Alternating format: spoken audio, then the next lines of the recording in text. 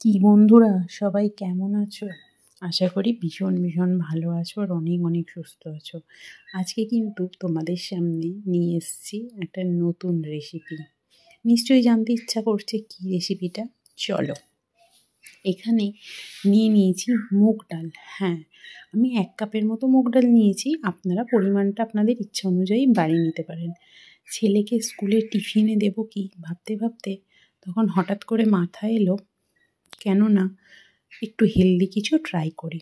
তাহলে মুগ ডাল ভিজিয়ে দিয়েছিলাম কিছুক্ষণের জন্য, মানে ওই 15-20 মিনিট। আপনারা চাইলে 30 মিনিটও ভিজিয়ে রাখতে পারেন, কোনো অসুবিধা হবে না। মুগ ডালটা ভিজিয়ে ভালো করে ধুয়ে ভিজিয়ে রেখেছিলাম। এরপর দেখতেই পাচ্ছেন 2টো কাঁচা লঙ্কা, 1 ইঞ্চির মতো আদা বা 1 গাঁটের মতো আদা নিয়ে মিক্সার জারে দিয়ে দিচ্ছি। একদম জলটা ঝরিয়ে, এখানে কিন্তু জল দেব না একদমই, মানে দিলে তাহলে কিন্তু খুব পাতলা হয়ে যাবে। আর যে জিনিসটা তৈরি করছি সেটার জন্য সেই পাতলা ব্যাটারটা কিন্তু একদমই ভালো লাগবে না। তো চলুন, মিক্সির ঢাকাটা তো এঁটে দিতে হবে। আর এই যে অল্প একটু জল পড়ে গেছে ওই বাটির মধ্যে যেটুখানি ছিল আর কি, না ওই অতটা জল না, ওটা আমি কিন্তু ফেলে দিয়েছিলাম। বাটিটা ঢালতে গিয়ে ওর গায়ে অল্প অল্প জল লেগেছিল, সেটাই পড়ে গেছে। যাই হোক, দেখতেই পেলেন আমার ডাল বাটা কমপ্লিট হয়ে গেছে। এখানে কিন্তু আর কিছু আমি দিলাম না মিক্সের জারে। এখন দিয়ে দিচ্ছি পরিমাণ মতো লবণ। এটা হচ্ছে খাবার সোডা বা বেকিং সোডা। আর যতটা বেকিং সোডা দেবো তার থেকে ঠিক একটু বেশি দিয়ে দিচ্ছি বেকিং পাউডার, যেটা দিয়ে আমরা কেক বানাই। বুঝতেই পাচ্ছেন এই 3টে দেখুন আলাদা আলাদা, 3টেই কিন্তু সাদা রং। এখানে আছে নুন, বেকিং সোডা আর বেকিং পাউডার, 3টেই দিয়ে দিলাম।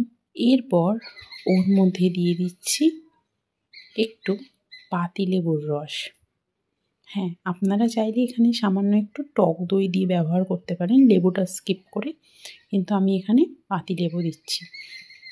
টক দইটা দিলে আরও একটু ফুলে যাবে, ব্যাটারটা অনেক বেশি হয়ে যাবে। তো আপনারা চাইলে 1 চামচ বা 1.5 চামচের মতো টক দই আর চিনি অ্যাড করতে পারেন। যাই হোক, এবার এটা খুব ভালো করে মিশিয়ে নেব। মিশিয়ে নিয়ে আমি চলে এসেছি আমার তাওয়ায়। এই তাওয়াটা আমার রেগুলার তাওয়া, মানে এটা আগে ননস্টিক ছিল, যেটা খারাপ হয়ে গেছে। তো আমি এখন ডেলি এর মধ্যেই রুটি করি বাড়িতে। তো সেই তাওয়ার মধ্যে সামান্য একটু তেল দিয়ে সেটা খুব ভালো করে মুছিয়ে নিলাম। তাওয়াটা হাই ফ্লেমে গরম করেছিলাম, তেল দিয়ে তাওয়াটা মুছে নিলাম। এরপর এইভাবে দেখুন, খুব মোটা করে ধোসা যেরকম আমরা দিই ওরকম পাতলা করে না দিয়ে একটু মোটা করে, ওরই মধ্যে একটু মোটা, খুব মোটাও না, ওরই মধ্যে মিডিয়াম আর কি, এটা আমরা ছড়িয়ে দেবো এখানে। কিন্তু এখানে আমি তেল প্রথমবার দিলাম না, এটা তুলে নেওয়ার পর আবার দেব। আর উপর থেকে সামান্য, মানে খুব সামান্য তেলে এটা হয়ে যায়। সেজন্যই বললাম হেলদি একটা রেসিপি, অবশ্যই বাড়িতে আপনারা ট্রাই করতে পারেন। আর যদি এই যে দেখুন দেখাচ্ছি, আমি কিন্তু ভিডিওটা এখন মানে কন্টিনিউ করেছি। এখানে ভিডিওর কোনো এডিট নেই, হয়তো বুঝতে পারছেন কি জানি না, ভিডিও কোনো এডিট নেই, পুরো টানা করেছি। তো এই যে দেখুন কি সুন্দর এটা উঠে গেছে। কিসের জন্য জানেন? ওই খাবার সোডা, বেকিং পাউডার আর তার সাথে লেবুর রস, এগুলোর জন্য। তো যাই হোক, এই যে এত সুন্দরভাবে উঠে গেছে। আর আপনারা চাইলে যখন ওটা স্প্রেড করলেন প্রথমবার, উপর থেকে কিছু সবজি দিতে পারেন, যেরকম চিলায় দেয় না, উপর থেকে একটু গাজর, ক্যাপসিকাম মিহি করে কুচানো দিতে পারেন। তো আমি এখানে আর ওটা দিলাম না। তো ছেলে বলেছিল ওইসব দিয়ে সবজি দিয়ে খাবে না, কারণ মাঝে মাঝে সবজি দিয়েও এইভাবে করে দিই। তো ওই জন্য আজকে এইভাবে করে দিলাম। তো আজকে এইভাবেও খাওয়া যায়, আবার ওইভাবেও সবজি দিয়ে খাওয়া যায়। আমার চ্যানেলের মধ্যে সবজি দিয়ে চিলা রেসিপি আপনারা পেয়ে যাবেন, সেটা দেখে নিতে পারেন। অনেক হেলদি রেসিপি আছে, আপনারা চাইলে দেখে নিতে পারেন। এটা একটু সাইডে সরিয়ে দিলাম, এটা মুচমুচে হওয়ার জন্য।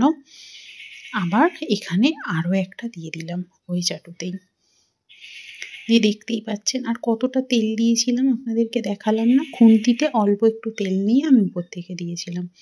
এই যে দেখুন আবারও একটা চামচের সাহায্যে, বেশি অনেকটা করে দিইনি, ছোট ছোট করে তৈরি করেছি, যেহেতু ছেলেকে টিফিন বক্সের মধ্যে দেবো, মোটামুটি টিফিন বক্সের শেপ অনুযায়ী এটা তৈরি করেছি।